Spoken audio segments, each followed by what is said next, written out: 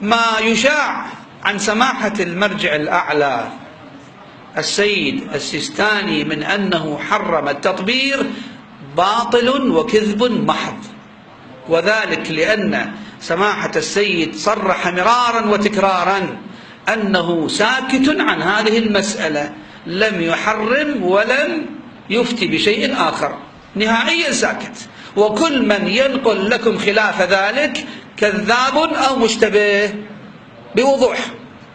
نعم، بقية المراجع يصرحون بالموقف، مراجعنا في النجف عندهم تصريح بالموقف. عندنا السيد الحكيم حفظه الله، الشيخ الفياض، الشيخ بشير، هؤلاء يصرحون بالاستحباب، لأنه إذا كان تأسيا بالحسين عليه السلام فهو إظهار للحزن والتأسي وهو مستحب. السيد السيستاني أؤكد ليس له موقف من هذه المسألة أبدا، لا يقول نعم ولا يقول لا أبدا، ساكت. وعادة الفقيه لمن يسكت في مسألة شرعية المقلدين إلى أين يرجعون؟ إلى الأعلم بعده، اللي متحير بالمسألة. إذا متحير يعني يقول ما أدري أنا هسه أطبر ما أطبر، حلال حرام. يقول له إذا تقلد السيد السيستاني، السيد حفظه الله ساكت عن الموضوع.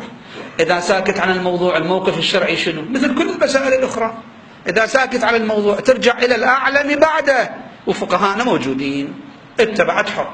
وطبعا ترجع إلى الأعلم بعده، أنت ما مجبور تطبر، ماكو وجوب، إنما إذا تريد يقول لك مستحب. كيف الأمر؟ يرجع إلى الناس. نرجع إلى حديثنا إذن.